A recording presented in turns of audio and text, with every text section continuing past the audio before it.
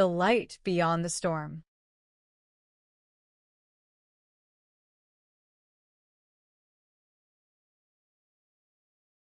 Joseph's boots crunched softly against the fresh snow as he made his way down the quiet streets of the village.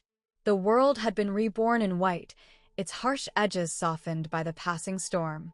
The early morning air was crisp, laced with the lingering scent of melted wax and pine, and the sky stretched wide in a gradient of soft gold and fading navy.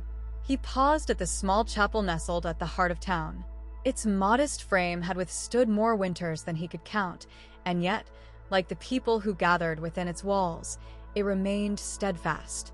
For years, Joseph had approached this place with hesitant steps, carrying questions he feared had no answers. But now, something within him had shifted. He wasn't coming to demand certainty. He was coming to embrace the unknown. Stepping inside, he found Mary already there, tending to the altar.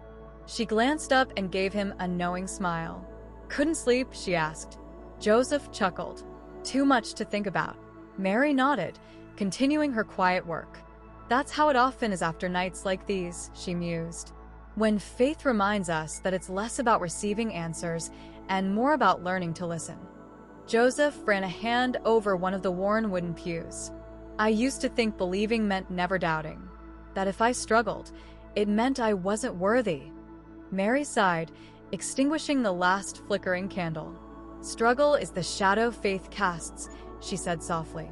"And shadows only exist when there is light." Joseph let her words settle in his mind.